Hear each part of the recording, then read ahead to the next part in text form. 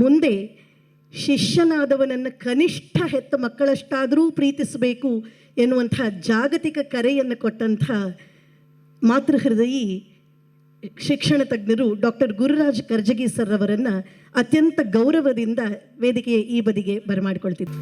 ವೇದಿಕೆ ಮೇಲೆ ಉಪಸ್ಥಿತರಿರುವಂಥ ಎಲ್ಲ ಗುರುಗಳ ಪಾದ ಪದ್ಮಗಳಿಗೆ ನನ್ನ ನಮಸ್ಕಾರಗಳನ್ನು ಸಲ್ಲಿಸ್ತಾ, ಜ್ಞಾನದಲ್ಲಿ, ತಿಳುವಳಿಕೆಯಲ್ಲಿ, ಸಮಾಜ ವ್ಯವಹಾರದಲ್ಲಿ ಶ್ರೇಷ್ಠರಾದಂಥ ವೇದಿಕೆ ಮೇಲಿರುವಂಥ ಎಲ್ಲ ಹಿರಿಯರಿಗೆ, ಆತ್ಮೀಯರಿಗೆ ಹಾಗೂ ಸಭೆಯಲ್ಲಿರುವ ಸಹೃದಯರಿಗೆ ನನ್ನ ನಮಸ್ಕಾರ. ಈ 3 ದಿವಸದ ಸಂಭ್ರಮವನ್ನು ಕಂಡಿದ್ದೇವೆ.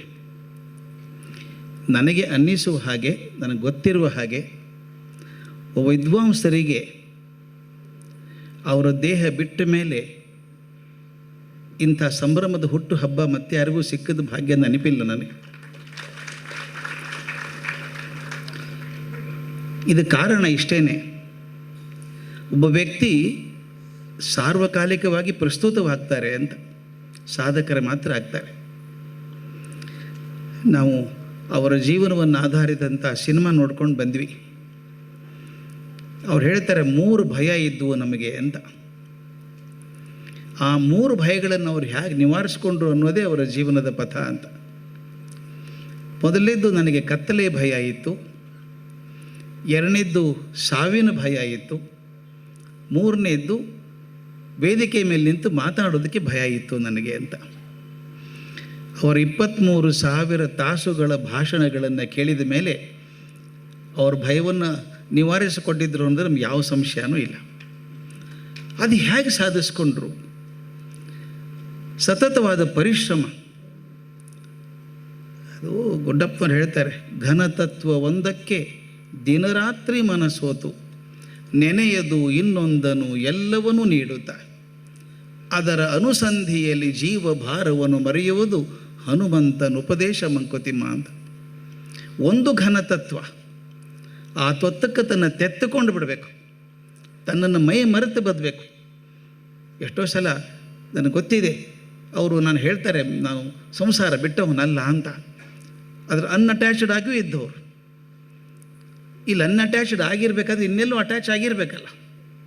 ಹಾಗೆ ತಂಬಿದ ತತ್ವಕ್ಕೆ ಅಟ್ಯಾಚ್ಡ್ ಆಗಿ ಇದ್ಕೊಂಡು ತಮ್ಮ ಇಡೀ ಜೀವನ ಅದಕ್ಕೋಸ್ಕರ ಸವಿಸಿದಂಥವರು ಜಗಮಾನ್ಯರಾಗ್ತಾರೆ. ಒಂದು ವಿಷಯ ನನಗೆ ಯಾವಾಗಲೂ ಕಾಡುತ್ತೆ. ನಮ್ಮ ಜೀವನದಲ್ಲಿ ಸಂತೋಷದ ಗಳಿಗೆಗಳು ಬರ್ತವೆ, ನೋವಿನ ಘಟನೆಗಳು ಬರ್ತವೆ. ಅವು ಯಾವುವು ಬಹಳ ದಿವಸ ಇರೋದಿಲ್ಲ. ಒಂದು ದೊಡ್ಡ ಸಂಭ್ರಮ ಆಗುತ್ತೆ ಮನೆಯಲ್ಲಿ, ಅವತ್ತಿನ ದಿವಸ ಎಲ್ಲರೂ ನಲ್ದಾಡ್ತಾರೆ. 1-2 ವರ್ಷ ಆಗೋ ಸಂಭ್ರಮ ಮರೆಯಾಗಿ ಹೋಗ್ತದೆ, 10 ವರ್ಷಕ್ಕೆ ಅದು ಮರೆತೇ ಹೋಗ್ತದೆ.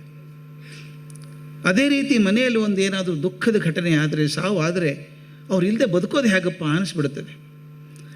ಆದರೆ 10 ದಿವಸದಲ್ಲಿ ನೋವು ಕಮ್ಮಿ ಆಗ್ತದೆ, 10 ವರ್ಷದಲ್ಲಿ ಮರೆತೇ ಹೋಗ್ತದೆ.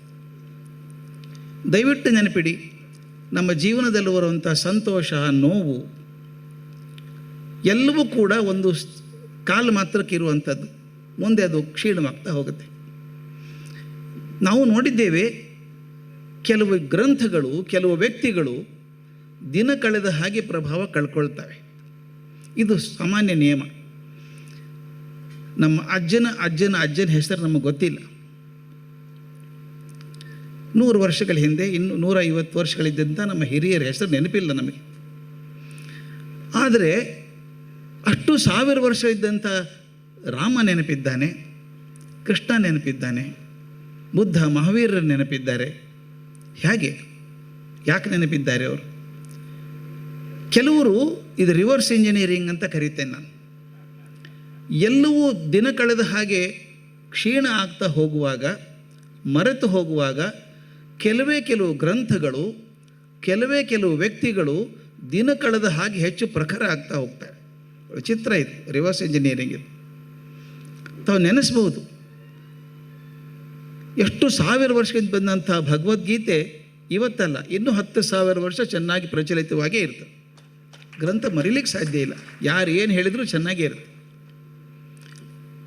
ಸ್ವಾಮಿ ವಿವೇಕಾನಂದರು 100 ವರ್ಷಗಳ ಹಿಂದೆ ದೇಹ ಬಿಟ್ಟಾಗ ಅವ್ರು ಎಷ್ಟು ಜನ ಶಿಷ್ಯರಿದ್ದರೋ ಅದರ 1000 ಪಟ್ಟು ಜನ ಶಿಷ್ಯರು ಇವತ್ತಿದ್ದಾರೆ. ಆಶ್ಚರ್ಯ ಅನಿಸಲ್ವ? ಎಷ್ಟೋ ಜನ ಹುಡುಗರು ಹುಡುಗಿಯರು ತರುಣಿಯರು ವಿವೇಕಾನಂದರನ್ನ ಕಂಡಿಲ್ಲ, ಅವರ ಮಾತು ಕೇಳಿಲ್ಲ, ಬರೀ ಅವರ ಬರಹಗಳನ್ನು ಓದಿ ತಮ್ಮ ಜೀವನವನ್ನು ಬಳೆಯಲ್ಲಿ ಹಾಗೆ ಬಿಸಾಡಿಬಿಟ್ಟು ಸನ್ಯಾಸಿಗಳಾದದ್ದನ್ನು ಕಂಡಿಲ್ವ ನಾವು? ಯಾವ ಧೈರ್ಯದಲ್ಲಿ ಮಾಡಿದರು? ಆ ಶಕ್ತಿ ಅಂಥದ್ದಿರಬೇಕು. ನನಗೆ ಅದೇ ಅನಿಸುತ್ತೆ, ಕೆಲವರ ಜೀವನದಲ್ಲಿ ಮಾತ್ರ ಇದು ರಿವರ್ಸ್ ಇಂಜಿನಿಯರಿಂಗ್ ಆಗತ್ತೆ, ದಿನ ಕಳೆದ ಹಾಗೆ ಹೆಚ್ಚು ಪ್ರಖರ ಆಗ್ತಾರೆ. ಆ ಸಾಲಿಗೆ ಸೇರುವಂಥವರು ಬನ್ನಂಜೆ ಗೋವಿಂದಾಚಾರ್ಯ. ನಾವಿನ್ನೂ ತುಂಬ ಹತ್ತಿರದಲ್ಲಿದ್ದೇವೆ, ಅದರ ಪ್ರಭಾವ ಗೊತ್ತಾಗಲಾರ್ದಷ್ಟು ಹತ್ತಿರದಲ್ಲಿದ್ದೇವೆ. ಕಣ್ಣು ಮುಂದೆ ಹಿಂಗೆ ಬೆರಳು ಹಿಡ್ಕೊಂಡ್ರೆ ಬೆಟ್ಟ ಕಾಣಿಸೋಲ್ಲ. ಅಂದರೆ ಬೆಟ್ಟ ಸಣ್ಣದು ಬೆರಳು ದೊಡ್ಡದು ಅಂತಲ್ಲ, ಬೆರಳನ್ನು ಹಿಂದೆ ಸರಿಸಿದಾಗ ಬೆಟ್ಟ ಎಷ್ಟು ದೊಡ್ಡದು ಬೆರಳು ಸಣ್ಣದು ಅಂತ ಗೊತ್ತಾಗತ್ತೆ. ಒಬ್ಬ ಚೈತನ್ಯದ ನನಗೆ ಅಂತರ ಎತ್ತರ ಆಳ ಅರ್ಥ ಆಗಬೇಕಾದ್ರೆ ಸ್ವಲ್ಪ ಕಾಲ ಬೇಕು. ನನಗನ್ಸುತ್ತೆ ಇದು 100 ವರ್ಷ ಹೋದ ಮೇಲೆ ಬನ್ನಂಜಿಯವ್ರು ನೆನೆಸೋರು ಇವತ್ತಿನಕ್ಕಿಂತ ಜಾಸ್ತಿ ಇರ್ತಾರೆ. ಅಲ್ಲಿ ಹೇಳೋರು ಇಲ್ಲ, ಹೇಳೋರು ಬೇಕಲ್ಲ, ಯಾರದು ಹೇಳೋರು ಬೇಕಲ್ಲ. ಹಾಗೆ ಮಾಡೋದು ಬರೀ ತಮ್ಮ ಮಾತುಗಳನ್ನು ಹೇಳೋದಲ್ಲ. ಇವತ್ತು 23,000 ತಾಸುಗಳಷ್ಟು ದಾಖಲೆ ನಮ್ಮಲ್ಲಿದೆ. ನಾನು ನೋಡಿದ್ದೇನೆ ಎಷ್ಟೋ ಜನನ ಬನ್ನಂಜಿಯವರು ಅವ್ರ ಮಾರ್ನಿಂಗ್ ವಾಕಿಂಗ್ ಮೇಟ್ ಆಗಿರ್ತಾರೆ. ಕಿವಿಗೆ ಹಾಕ್ಕೊಂಡು ಅವ್ರ ಮಾತು ಕೇಳ್ತಾ ಹೋಗ್ತಾ ಇರ್ತಾರೆ. ಬೇರೆ ಬೇರೆ ದೇಶಗಳಲ್ಲಿ ಕೇಳ್ತಾರೆ. ಅವ್ರನ್ನ ಕೇಳುವರು ತುಂಬ ಹೆಚ್ಚಾಗಿದ್ದಾರೆ. ಆದ್ದರಿಂದ ಯಾಕೆ ಹೆಂಗಾಗ್ತದೆ ಕೆಲವ್ರ ವಿಷಯದಲ್ಲಿ ಮಾತ್ರ ಅಂದರೆ, ಯಾರು ಮಾತು ನಡೆ ಮತ್ತು ಬರಹ ಸಾರ್ವಕಾಲಿಕವಾಗಿರ್ತದೋ ಅಂಥವ್ರು ಮಾತ್ರ ಪ್ರಸ್ತುತವಾಗಿರ್ತಾರೆ. ನಾನು ಇವತ್ತಿನ ಸುದ್ದಿ ಇವತ್ತು ಹೇಳಿದರೆ ಇವತ್ತಿನ ಸುದ್ದಿ ನಾಳೆ ರದ್ದಿಯಾಗ್ತದೆ. ಆದರೆ ನಾನು ಬರೆದದ್ದು ನಾಳೆ ಮಾತ್ರ ಅಲ್ಲ, ನಾಳೆಗಳಿಗೆ ಸಲ್ಲುವುದಾಗಿದ್ದರೆ ಆ ಮಾತಿನ ಹೇಳಿದಂಥ ವ್ಯಕ್ತಿ ಶಾಶ್ವತರಾಗ್ತಾರೆ. ಇನ್ನೊಂದು ನನಗೆ ಹೆಚ್ಚು ಚಿಂತೆ ಹಚ್ಚಿದ್ದು ಅಂದರೆ, ನಾನು ರಸಾಯನಶಾಸ್ತ್ರದ ವಿದ್ಯಾರ್ಥಿ, ಅದನ್ನು ಬಿಡೋಕ್ಕಾಗಲ್ಲ ನನಗೆ. ರಸಾಯನಶಾಸ್ತ್ರದಲ್ಲಿ ರೆಸೊನೆನ್ಸ್ ಅಂತ ಒಂದು ವಿಷಯ ಇದೆ. ರೆಸೊನೆನ್ಸ್ ಅಂದರೆ ಒಂದು ಸಣ್ಣದಾಗಿ ಹೇಳಿಬಿಡ್ತೀನಿ, ಭಾಳ ತಲೆ ಕೆಡಿಸಲ್ಲ ಕೆಮಿಸ್ಟ್ರಿ. ನಿಮಗೆ ಅಷ್ಟು ವರ್ಷ ಪಾಠ ಮಾಡಿದ್ದೀನಿ ಕೆಮಿಸ್ಟ್ರಿ, ಇನ್ನೇನು ಮಾಡೋದು. ಬೆನ್ಝೀನ್ ಅಂತ ಒಂದು ದ್ರವ ಇದೆ, ಅದು ವಿಜ್ಞಾನಿಗಳನ್ನು ಕಾಡಿದಂಥದ್ದು, ಸುಮಾರು ದಶಕಗಳವರೆಗೆ ಕಾಡಿದ್ದು. ಇದು ಯಾಕೆ ಹಿಂಗಿದೆ ಅಂತ, ನಮ್ಮಲ್ಲಿ ಕಾರ್ಬನ್ ಮತ್ತು ಹೈಡ್ರೋಜನ್ ಇದರ ಅನುಪಾತ 1-4 ಇದ್ದರೆ ಗಟ್ಟಿ ಇರ್ತದೆ, ವಸ್ತು ಚೆನ್ನಾಗಿರ್ತದೆ ಅಂತ, ಸ್ಟೇಬಲ್ ಅಂತ. ಆದರೆ ಕಾರ್ಬನ್ ಹೈಡ್ರೋಜನ್ ಅನುಪಾತ ಕಮ್ಮಿ ಆದ ಹಾಗೆ 1 ಅಥವಾ 1-2 ಹೀಗೆ ಆಗೋದಾದರೆ ಅದು ಗಟ್ಟಿಯಾಗಿರೋಲ್ಲ, ಅದು ಶಾಶ್ವತ ಇರೋಲ್ಲ ಅಂತ. ಈ ಬೆನ್ಝೀನ್ ಇದೆಯಲ್ಲ, ಇದ್ರ ಫಾರ್ಮುಲಾ C6H6, ಆರ್ ಕಾರ್ಬನ್ ಆರ್ ಹೈಡ್ರೋಜನ್, ಅದು ಅನುಪಾತ 1 ಆಯಿತು. ಆ ಅನುಪಾತದ ಪ್ರಕಾರ ಅದು ಇರಬಾರ್ದು, ಗಾಳಿಯಾಗಿರ್ಬೇಕು, ಅದು ಅನಿಲ ಆಗಿರಬೇಕು. ಆದರೆ ದ್ರವರೂಪದಲ್ಲಿದೆ. ಅದು ದ್ರವರೂಪ ಅಷ್ಟೇ ಅಲ್ಲ, ಅದು ಕುದಿಯೋ ಬಿಂದು 80 ಡಿಗ್ರಿ, ನಮ್ಮ ಸೀಮೆ ಎಣ್ಣೆಕ್ಕಿಂತ ಜಾಸ್ತಿ. ದ್ರವ ಕ್ಯಾನಲ್ಲಿ ಹಾಕ್ಕೊಂಡು ಅಡ್ಡಾಡ್ಬೋದು ಅದನ್ನು. ಇದು ವಿಜ್ಞಾನಿಗಳಿಗೊಂದು ದೊಡ್ಡ ಸವಾಲಾಗಿತ್ತು. ಇದು ಯಾಕೆ ಹಿಂಗೆ ಗಟ್ಟಿ ಇದೆ, ಉಳ್ಕೊಂಡಿದೆ, ಯಾಕಿದು ಉಳ್ಕೋಬಾರ್ದಾಗಿತ್ತಲ್ಲ ಅಂತ. ಕೊನೆ ಕಂಡುಕೊಂಡ್ರು ಬಕೆಕ್ಯೂಲನ್ನು ಕನಸಲ್ಲಿ ಅಂತ ಹೇಳ್ತಾರೆ. ಕನಸಲ್ಲ ಅಲ್ಲ, ಅದು ತನ್ಮಯತೆ ಆದಾಗ ಬರುವಂಥದ್ದು. ಅವನು ಹೇಳ್ತಾನೆ, ಇದು ಯಾಕೆ ಗಟ್ಟಿ ಇದೆ ಅಂದರೆ ಅದು 3-4 ರೂಪಾಂತರಗಳಲ್ಲಿದೆ ಅಂತ. ಬೇರೆ ಬೇರೆ ರೂಪಗಳು ಇರೋದರಿಂದ ಅದು ಗಟ್ಟಿ ಇದೆ. ಅದೊಂದು ಸಿದ್ಧಾಂತ ಆಯಿತು. ಯಾವುದೇ ವಸ್ತು ಹೆಚ್ಚು ರೂಪಗಳಲ್ಲಿದ್ದರೆ ಅದು ಸ್ಥಿರವಾಗಿರ್ತದೆ ಅಂತ. ನನಗಿದು ಭಾಳ ಹಿಡ್ಕೊಂಡ್ಬಿಡ್ತು ಮನಸ್ಸಿಗೆ. ಕಾರಂತರು ಬರೆದರು, ಹುಚ್ಚು ಮನಸ್ಸಿನ 10 ಮುಖಗಳು ಅಂತ ಬರೆದರು. 10 ಮುಖಗಳಿದ್ದಾಗಲೇ ದೊಡ್ಡದಾಗೋದು. ಎಷ್ಟು ಮುಖಗಳಿದ್ದಾವೋ, ಎಷ್ಟು ಆಯಾಮಗಳಲ್ಲಿ ತನ್ನ ಪ್ರತಿಭೆಯನ್ನು ಪ್ರಸರಿಸ್ತಾನೋ ಅಷ್ಟು ಆ ವ್ಯಕ್ತಿ ಸ್ಥಿರ ಆಗ್ತಾನೆ, ಜಗಮಾನ್ಯನಾಗ್ತಾನೆ ಅಂತ. ಆ ದೃಷ್ಟಿಯಿಂದ ನಾನು ನೋಡೋದಾದರೆ ಬನ್ನಂಜಿ ಅವರನ್ನು ಯಾವ ದೃಷ್ಟಿಯಿಂದ ನೋಡಬೇಕು? ಸಂಸ್ಕೃತ ವಿದ್ವಾಂಸರು ಅಂತ ನೋಡಬೇಕೋ, ಕನ್ನಡದ ವಿದ್ವಾಂಸರು ಅಂತ ನೋಡಬೇಕೋ, ಕವಿಯಾಗಿ, ವಿಮರ್ಶಕರಾಗಿ, ನಾಟಕಕಾರರಾಗಿ, ವಾಗ್ಮಿಯಾಗಿ, ಪ್ರವಚನಕಾರರಾಗಿ, ಚಿತ್ರ ಸಾಹಿತ್ಯ ರಚನೆಕಾರರಾಗಿ, ಅಸಾಮಾನ್ಯ ನೆನಪಿನ ಆಗರವಾಗಿ, ವಾತ್ಸಲ್ಯದ ತಂದೆಯಾಗಿ, ಪ್ರೀತಿಯ ಗುರುವಾಗಿ, ಸಮಾಜ ಚಿಂತಕರಾಗಿ, ಎಲ್ಲ ರೀತಿಯಲ್ಲೂ ಕೂಡ ತಮ್ಮ ಪ್ರತಿಭೆಯನ್ನು ಬೀರಿದ್ರಲ್ಲ, ಅಷ್ಟು ಹೆಚ್ಚು ಮುಖಗಳಾದಾಗ, ಎಷ್ಟು ಹೆಚ್ಚು ಮುಖಗಳಲ್ಲಿ ವ್ಯಕ್ತಿ ಕ್ರಿಯಾಶೀಲನಾಗ್ತಾನೋ ಅಷ್ಟು ಸ್ಥಿರ ಆಗ್ತಾನೆ ಅನ್ನೋದು ರೆಸೊನೆನ್ಸ್ ಥಿಯರಿ. ಆದ್ದರಿಂದ ನನ್ನ ಪ್ರಕಾರ ರೆಸೊನೆನ್ಸ್ ಥಿಯರಿ ಕರೆಕ್ಟು. ಬನ್ನಂಜಿಯವರು ಕರೆಕ್ಟ್ ಅಂತ ಹೇಳಲ್ಲ, ರೆಸೊನೆನ್ಸ್ ಥಿಯರಿ ಕರೆಕ್ಟ್ ಆಯಿತು. ಇಷ್ಟು ಮುಖಗಳಲ್ಲಿ ಬನ್ನಂಜಿಯವರು ಕೊಟ್ಟಿರೋದರಿಂದ ಅಷ್ಟೊಂದು ಜನ ಶಿಷ್ಯವರ್ಗ, ಪರಮ ಪೂಜ್ಯ ಪುತ್ತಿಗೆ ಸ್ವಾಮಿಗಳ ಕೃಪೆಯಿಂದಾಗಿ ನಾವು ಅಮೇರಿಕಾದಲ್ಲಿ ಎಲ್ಲ ಕಡೆ ಹೋಗಿದ್ವಿ. ನಾನು ಹೇಳಬೇಕು ಸ್ನೇಹಿತರೆ ನಿಮಗಿದನ್ನು, ಅಲ್ಲಿ 15,000 ಕಿಲೋಮೀಟರ್ ದೂರದಲ್ಲಿ ಬನ್ನಂಜಿಯವರ ಶಿಷ್ಯರು ಯಾವ ಮಟ್ಟದಲ್ಲಿ ಅವ್ರನ್ನ ಎತ್ತರಕ್ಕೆ ಇಟ್ಕೊಂಡಿದ್ದಾರೆ ಅಂತ ಹೇಳಬೇಕು. ನ್ಯೂ ಜೆರ್ಸಿ ಅಂಥ ಜಾಗದಲ್ಲಿ ನೀವು ನಂಬ್ತಿರೋ ಬಿಡ್ತಿರೋ, ಭಾಷಣಕ್ಕೆ ಕರೆದ್ರೆ 50 ಜನ ಬರಲ್ಲ. ಅಂಥದ್ರೊಳಗೆ ಬೆಳಗ್ಗೆ 8ರಿಂದ ರಾತ್ರಿ 8 ಗಂಟೆವರೆಗೂ 400 ಜನ ಕೂತಿದ್ರು ನ್ಯೂ ಜೆರ್ಸಿ ಅಂತಲ್ಲಿ. ನನಗನ್ಸುತ್ತೆ ಸ್ಯಾನ್ ಹೋಸೆ ಆಗಲಿ, ನ್ಯೂ ಜೆರ್ಸಿ ಆಗಲಿ, ಹ್ಯೂಸ್ಟನ್ ಆಗಲಿ, ಎಲ್ಲಿ ಹೋದರೂ ಕೂಡ ಬನ್ನಂಜಿಯವ್ರನ್ನ ಮೆಚ್ಚಿಕೊಳ್ಳುವಂಥ, ಆರಾಧಿಸುವಂಥ ಜನ ಇದ್ದಾರೆ. ಅದರಲ್ಲಿ ಬಹಳಷ್ಟು ಕೆಲವರು ನೋಡಿದವರು ಇರ್ಬೋದು, ಕೆಲವರು ಮಾತು ಕೇಳಿದವರು ಇದ್ದಾರೆ. ಇದೊಂದು ದೊಡ್ಡ ಶಕ್ತಿ ಮಾತಿಂದು. ಎಲ್ಲಿ ಮಾತಿಗೆ ತೂಕ ಇದೆಯೋ ಆ ಮಾತು ಬಹಳ ದಿವಸ ಬಾಳುತ್ತೆ. ಅಂಥ ಬಾಳುವ ಮಾತುಗಳನ್ನಾಡಿ ಇಷ್ಟೊಂದು ಯುವ ಹೃದಯಗಳನ್ನು, ನಾನು ಅದನ್ನು ಕೇಳಬೇಕಾದ್ದು ಎಲ್ಲ ವಯಸ್ಸಾದವರಲ್ಲ, ಯಂಗ್ಸ್ಟರ್ಸ್ ಬಂದಿದ್ದಾರೆ ಮಾತು ಕೇಳೋದಕ್ಕೆ. ನನಗೆ ನಂಬಿಕೆ ಬರೋದು ಯಾಕೆ ಇಂಥವ್ರು ದೊಡ್ಡವ್ರ ಮೇಲೆ ನಂಬಿಕೆ ಬರ್ತದೆ, ಬನ್ನಂಜಿಯವರಾಗಲಿ ನಮ್ಮ ಗಣೇಶ್ ಅವರಾಗಲಿ ಯಾಕೆ ಹೇಳ್ತೀವಿ ಅಂದರೆ, ಅವ್ರು ಮಾತಾಡಿದ್ದನ್ನು ಹುಡುಗರು ಕೇಳ್ತಾರಲ್ರಿ, ಮಕ್ಕಳು ಹುಡುಗರು ಕೇಳೋದಷ್ಟೇ ಅಲ್ಲ, ಅದು ಚೆನ್ನಾಗಿದೆ ಅಂತ ಮತ್ತೊಬ್ಬರು ಹೇಳ್ತಾರಲ್ಲ. ನನ್ನ ಪ್ರಕಾರ ಜೀವನ ಅನ್ನೋದು ರನ್ನಿಂಗ್ ರೇಸ್, ಇದು ಇಂಡಿವಿಜುವಲ್ ರನ್ನಿಂಗ್ ರೇಸ್ ಅಲ್ಲ, ರಿಲೇ ರೇಸ್ ಇದು. ರಿಲೇ ರೇಸಲ್ಲಿ ನಾನು ಓಡ್ತೇನೆ, ಕೈಯಲ್ಲಿ ಒಂದು ಕೋಲಿದೆ, ಇನ್ನೊಬ್ಬನಿಗೆ ಕೊಟ್ಟು ನಾನು ನಿಂತ್ಕೋತೀನಿ, ಅವ್ರು ಓಡ್ತಾರೆ. ಹೀಗೆ ಜೀವನ ಸಾಗಬೇಕಾದ್ರೆ, ರಿಲೇ ರೇಸಲ್ಲಿ ಹೋಗಬೇಕಾದ್ರೆ ನಾನು ಕೊಟ್ಟನ್ನು ಕೋಲನ್ನು ಹಿಡ್ಕೊಳ್ಳೋಂಥವ್ರು ಬೇಕಲ್ಲ, ಯಾರೋ ಒಬ್ಬರು. ಅಂಥ ಸಾವಿರಾರು ಜನರನ್ನು ಬನ್ನಂಜಿಯವರು ತಯಾರು ಮಾಡಿದ್ದಾರೆ. ಆದ್ದರಿಂದ ಅದೊಂದು ಅತ್ಯಂತ ಸಾರ್ಥಕವಾದ ಜೀವನ ಅಂತ. ಇನ್ನೊಂದು ಮಾತು ಹೇಳಿ ನಿಲ್ಲಿಸ್ತೀನಿ, ಜಾಸ್ತಿ ಮಾತಾಡಲ್ಲ ನಾನು.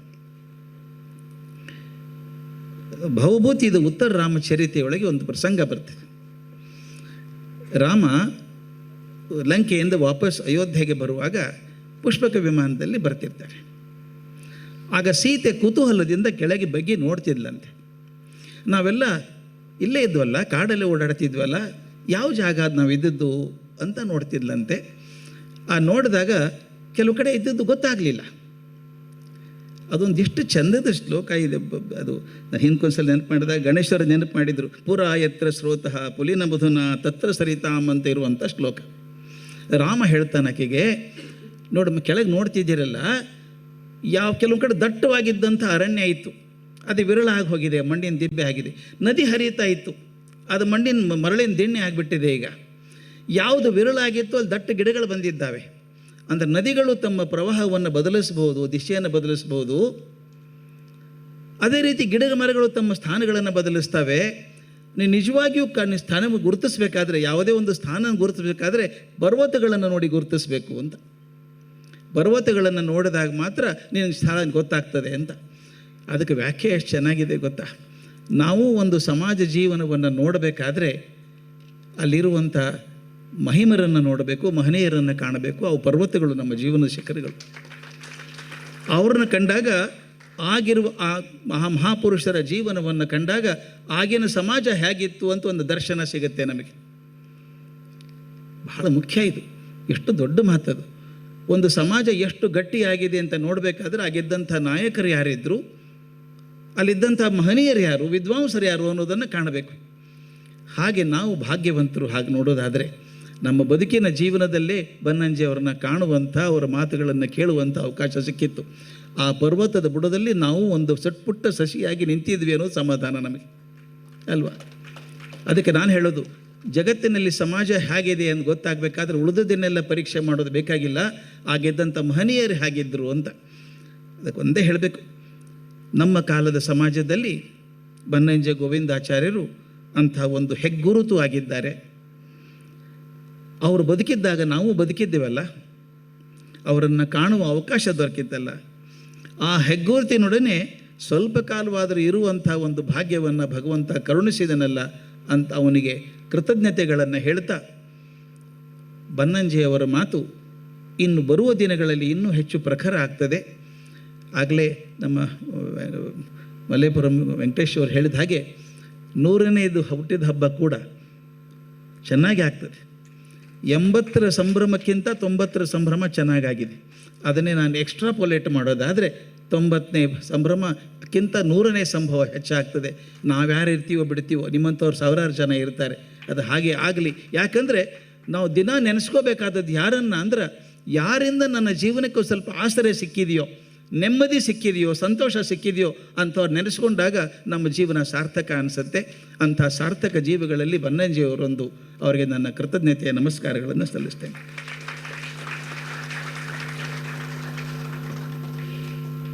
ಕೃತಜ್ಞತೆ.